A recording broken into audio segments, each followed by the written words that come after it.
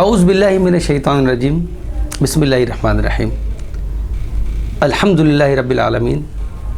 رمضان کی بابرکت مہینے میں جس کی ہر گھڑی رحمت والی ہوتی ہے، ایک ایک لمحہ قیمتی ہوتا ہے، اور آج الحمدللہ اللہ تبارک و تعالیٰ کا احسان ہے کہ اس نے ہمیں یہ عظیم مہینہ مرحمت فرما دیا۔ اس کا عشرہ رحمت ہم سے جدا ہو چکا، عشرہ مغفرت جدائی کے آخری لمحات میں ہے، اور کچھ ہی لمحوں کے بعد، کچھ ہی ساعتوں کے بعد نار جہنم سے آزادی کا عشرہ آنے والا ہے۔ اس عشرے میں خوش نصیب لوگ اعتکاف کی سعادت حاصل کرتے ہیں، اور اعتکاف کی برکتوں کی تو کیا ہی کہنے، لمحہ لمحہ رحمتوں والے مسجد میں گزارنا، کیا کہنے، اس عبادت کے تو کیا کہنے۔ آپ مجھے بتائیں، میں شکر گزار ہوں ایمان ٹی وی پاکستان کا کہ جس کے پلیٹ فارم سے آج ہم آپ کو اعتکاف کی برکتیں اور اس کے کچھ ہم بنیادی باتوں کو کرنے والے ہیں، جس کے ذریعے ہمارے معتکف حضرات جو اعتکاف میں بیٹھ رہے ہیں انشاءاللہ کچھ باتیں سیکھ سکیں گے۔ اچھا، ہمارے درمیان الحمدللہ عالم اسلام کے مشہور و معروف ثنا خواں کاشف تاج اطاری موجود ہیں، اور ہم چاہیں گے کہ انشاءاللہ عز و جل ان سے کچھ نعتیں بھی سنیں، تاکہ ہمارے اس پروگرام میں دن بدن سیکھنے کے ساتھ ساتھ ذوق و شوق کا بھی اضافہ ہوتا رہے۔ معتکف حضرات، اگر آپ سوچیں کہ آپ کو فائدہ کیا ہونا ہے، تو اگر ایک توجہ کریں کہ آپ کے گھر میں بہت سے لوگ مہمان آتے ہوں گے، اور مہمان آتے ہیں تو کچھ مہمان ایسے ہوتے ہیں کہ جو آپ کے گھر پہ نوک کرتے ہیں نا، اور نوک کرنے کے بعد آپ گیٹ کھولتے ہو، آپ گیٹ سے باہر آتے ہو، ان سے ملاقات کرتے ہو، اور ملاقات کرنے کے بعد وہ چلے جاتے ہیں اور آپ اپنے گھر کو آ جاتے ہو۔ کچھ مہمان ایسے ہوتے ہوں گے کہ جو آپ کے گھر کے ڈرائنگ روم میں بیٹھتے ہوں گے، گپ شپ کرتے ہوں گے، آپ ان کی خدمت کرتے ہوں گے اور وہ چلے جاتے ہوں گے۔ اور کچھ مہمان ایسے ہوتے ہوں گے جو خاص ہوتے ہوں گے کہ جو آپ کے گھر میں رہتے بھی ہیں۔ جی ہاں، کچھ عزیز و اقربا ایسے بھی ہوتے ہیں کہ جو ہمارے گھر میں رہتے ہیں، لیکن یہ کم لوگ ہوتے ہیں، ان کی کوانٹٹی کم ہوتی ہے کہ جن کو آپ رہنے کی اجازت دیتے ہو۔ ایک محلے کی مسجد کو دیکھ لیجئے محلے کی مسجد کو، کہ جہاں بے شمار مکانات ہوتے ہیں، لیکن بہت سے ایسے لوگ ہوتے ہیں جو مسجد کو دیکھتے ہوئے وہاں سے گزر جاتے ہیں، مسجد کے اندر آتے نہیں۔ اور بہت سے ایسے لوگ ہوتے ہوں گے کہ جو اپنے بچوں کو گود میں لیے مسجد کے گیٹ پہ کھڑے ہوتے ہیں، گیٹ تک آ جاتے ہیں، اور گیٹ پہ کھڑے ہوتے ہیں امام صاحب کا انتظار کرتے ہیں کہ امام صاحب آ کے دم کر لیں گے۔ کچھ لوگ ایسے بھی حسین چہرے والے ہوتے ہیں کہ جنہیں اللہ تبارک و تعالیٰ مسجد کے آنے کی اجازت دے دیتا ہے، لیکن وہ نماز پڑھ کے چلے جاتے ہیں۔ اس پوری آبادی کو غور کریں کہ آپ کی علاقے کی مسجد جہاں پر ہے، پوری آبادی میں اللہ تبارک و تعالیٰ کچھ لوگوں کو، ہاں جی، کچھ خاص لوگ ایسے ہوتے ہیں کہ جن کو اپنے گھر میں آنے اور رہنے کی اجازت دیتا ہے، اور وہ ہیں معتکف حضرات۔ بس مجھے آپ کو یہ میسیج دینا ہے کہ آپ سمجھیں، آپ سمجھنے کی کوشش کریں کہ اللہ تبارک و تعالیٰ نے آپ کو خاص بندوں میں چن لیا ہے۔ کن بندوں میں؟ کہ جس کو اپنے گھر میں رہنے کی اجازت دیتا ہے۔ آپ اس کے خاص بندے ہیں، آپ اس کے خاص بالخاص بندے ہیں۔ تو یاد رکھیے گا کہ جس پر انعام و اکرام زیادہ ہوتا ہے، اس پر ذمہ داری بھی زیادہ ہوتی ہے۔ اب میں کچھ سمجھاتا چلوں کہ بعض لوگ جو اعتکاف میں بیٹھتے ہیں، وہ سمجھتے ہیں کہ بس میرا دوست بیٹھ رہا ہے، میں بھی اعتکاف میں بیٹھ جاتا ہوں، دل چاہ رہا ہے اعتکاف میں بیٹھنے کا۔ اور بہت سے لوگ تو کسی کو متاثر کرنے کے لیے اعتکاف میں بیٹھتے ہیں۔ یاد رکھیے گا کہ میرا ہر عمل بس تیرے واسطے ہو، کر اخلاص ایسا عطا یا الہی۔ ہم نے تو سارے جو بھی کام کرنے ہیں نا، وہ اللہ کی رضا کے لیے کرنے ہیں۔ جی، اللہ کی رضا کے لیے کریں گے تو ثواب ملے گا۔ اب معتکف حضرات ٹھہر جائیے، اعتکاف میں بیٹھنے سے پہلے کچھ باتیں آپ سمجھ لیجئے کہ بہت سے لوگ اعتکاف میں بیٹھتے ہیں، اور بیٹھتے تو اعتکاف میں ہیں، لیکن ان کی سب جگہ بدل جاتی ہے، لیکن لائف اسٹائل نہیں بدلتا۔ ویسے دوستوں کی گیدرنگ ہوتی ہے، ویسے ہی ٹھٹا مذاق اور والہانہ انداز ان کا اس طریقے سے ہوتا ہے، اور ویسے دوستوں کی گیدرنگ میں بے باکی سے گفتگو ہوتی ہے، اور ہنسی مذاق کے ساتھ ساتھ دنیاوی گفتگو، المان الحفیظ المان الحفیظ، نہ جینا۔ ایسا لگتا ہے کہ جگہ بدل گئی ہے، لیکن لائف اسٹائل نہیں بدلا۔ اللہ نے آپ کو چنا ہے تو اپنے لائف اسٹائل کو بھی بدلنا ہے آپ نے۔ جی، جب مسجد میں آئیں گے تو آپ نے سب سے پہلے کیا چیز سیکھنی ہے کہ مجھے اعتکاف کے دنوں میں کہاں کہاں کس موقع پر جانے کی اجازت ہے۔ بعض لوگ یہ علم سیکھتے نہیں، اعتکاف میں بیٹھ جاتے ہیں، ان کو پتہ ہی نہیں ہوتا کہ کون سا کس حدود میں ہمیں جانے کی اجازت ہے اور کہاں ہمیں منع ہے۔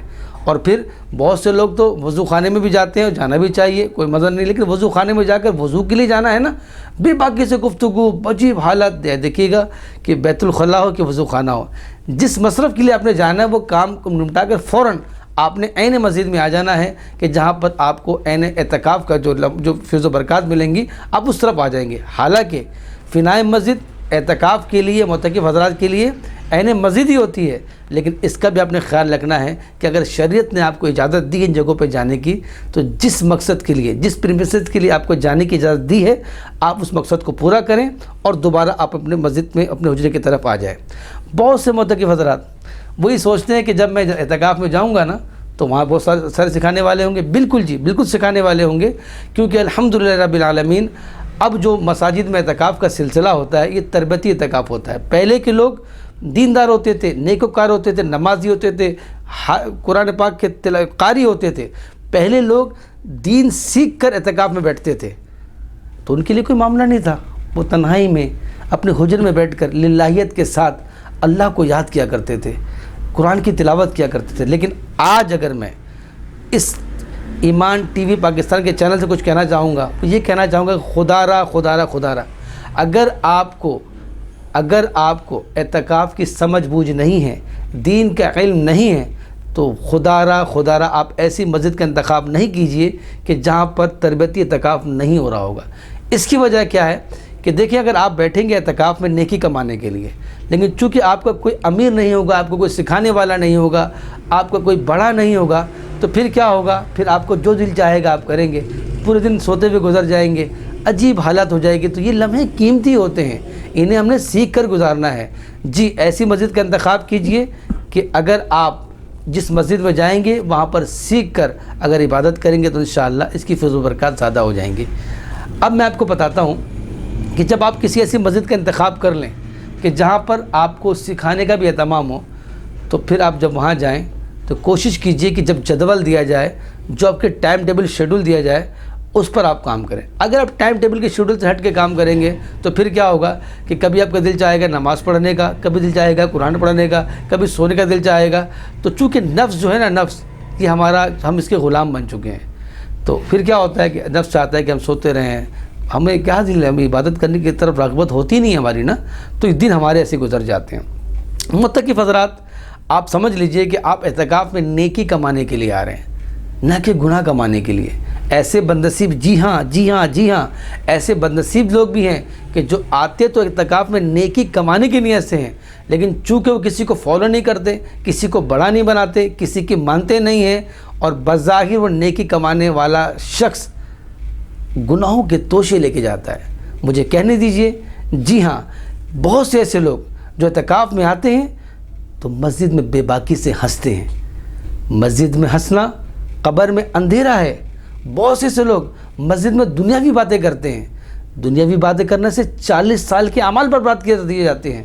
اور بہت سے ایسے بدنصیب لوگ، میں نے تو بارہا تجربہ مشاہدہ رہا ہے کہ لاسٹ ٹائم میں ایک بزرگ سے ملاقات ہوئی، میں اعتکاف میں معتکف سے ملاقات کی سعادت ملی، تو جب میں وہاں گیا تو میں کیا دیکھتا ہوں کہ ایک بزرگ ہیں اور ان کی عادت یہ ہے، بڑی عمر کے ہیں، ضعیف آدمی ہیں، دیندار اس لحاظ سے کہ وہ نمازی ہیں، لیکن دین کا ان کو اتنا علم نہیں تھا نا۔ تو بزرگ کہنے سے میری مراد یہ کہ وہ عمر رسیدہ، تو وہ وہاں پر کیا کر رہے ہیں کہ ایک پہلی بعض ہر مسجد میں الگ الگ معاملہ ہوتا ہے، کسی مسجد میں گراؤنڈ فلور پہ اعتکاف ہوتا ہے، کسی میں فرسٹ فلور پہ ہوتا ہے، کسی میں سیکنڈ فلور پہ ہوتا ہے۔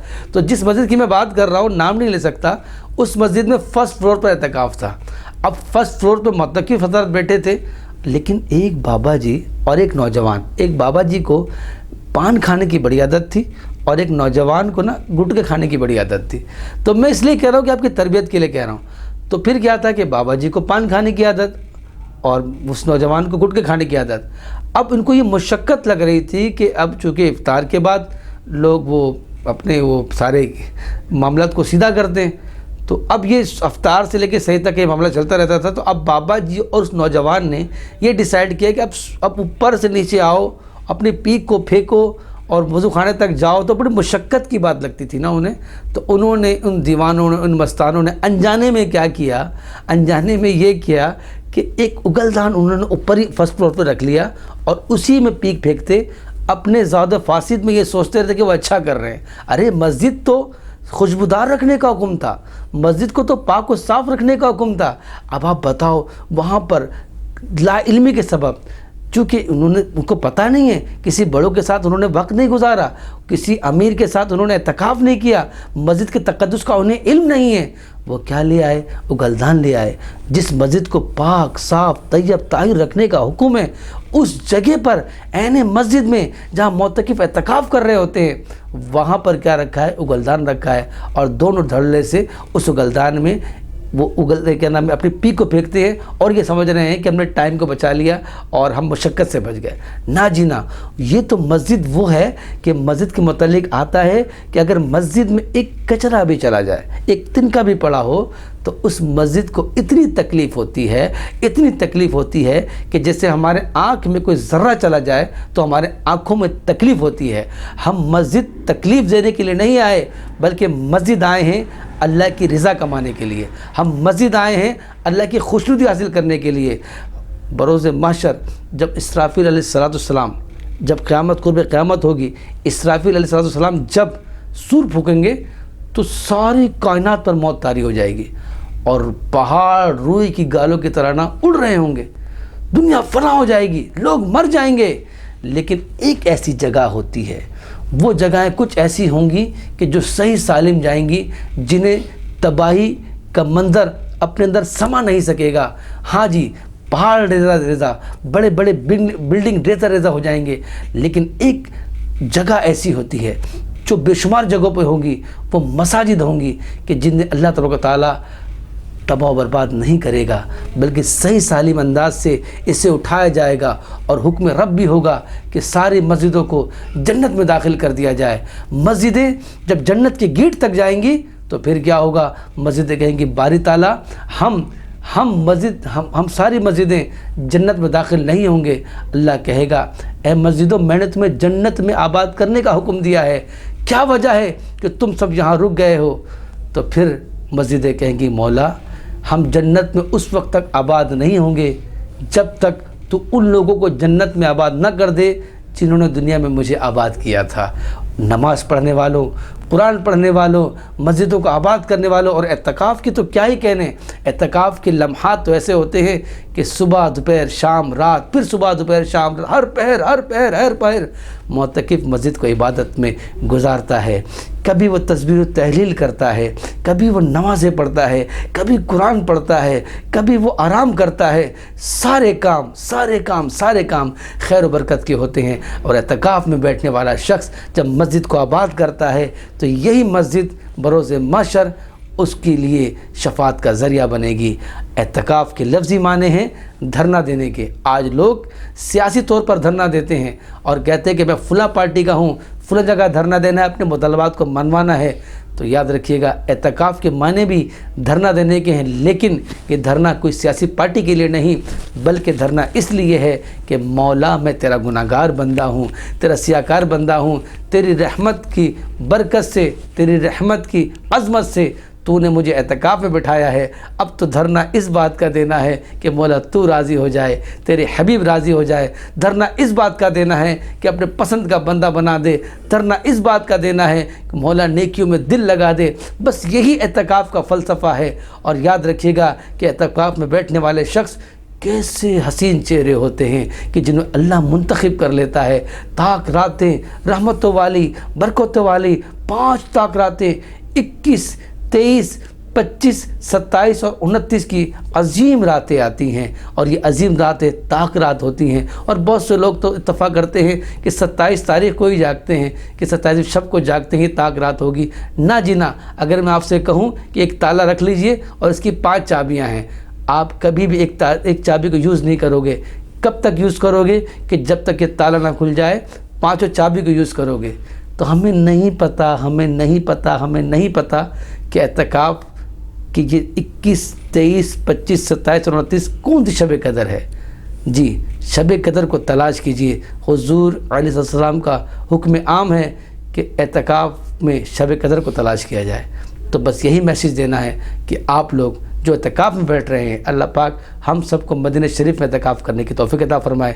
ہمارے درمیان موجود ہیں خوبصورت ثنا خواں کاشف تاج الطاری، اور میں ان سے درخواست کرتا ہوں کہ اس پروقار حسین موقع پر آپ ہمیں کچھ ایسا کلام سنائیں کہ ہمارا دل باغ باغ ہو جائے، اور معتکف حضرات جو اعتکاف میں بیٹھ رہے ہیں، ہم یہی دعا کرتے ہیں اللہ پاک ان کا بیٹھنا قبول و منظور فرمائے۔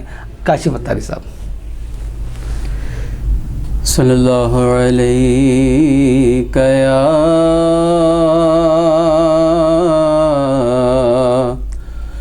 رسول اللہ وسلم علیک یا حبیب اللہ۔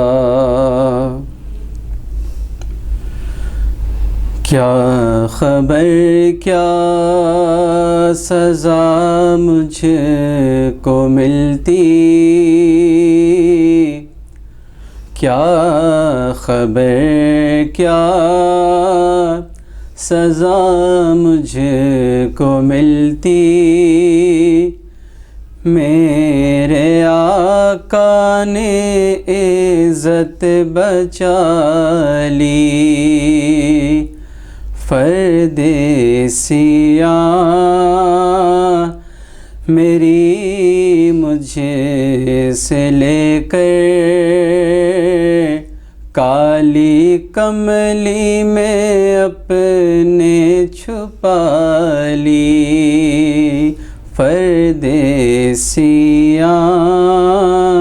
میری مجھے سے لے کر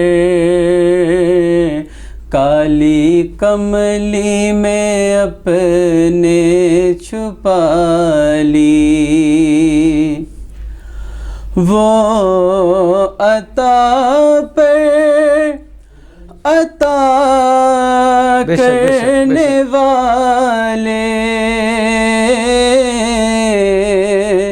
اور ہم بھی نہیں ٹلنے والے، وہ عطا پر عطا کرنے والے اور ہم بھی نہیں ٹلنے والے، جیسی چوکھٹ ہے ویسے بھکاری، جیسا داتا ہے ویسے سوالی، جیسی چوکھٹ ہے ویسے بھکاری، جیسا داتا ہے ویسے سوالی، اور میں مدینے سے کیا گیا ہوں، زندگی جیسے بجھے سی گئی ہے، میں مدینے سے کیا آ گیا ہوں،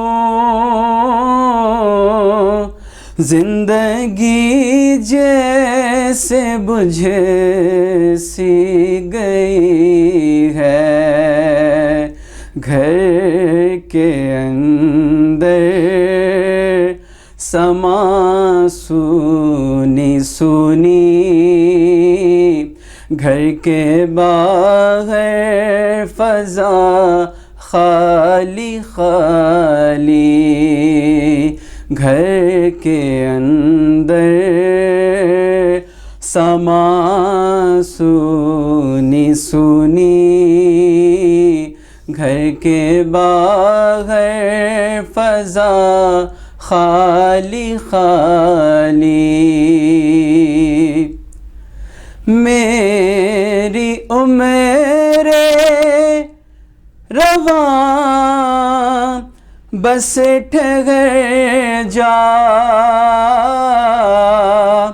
اب سفر کی ضرورت نہیں ہے میری عمر رواں بس ٹھہر جا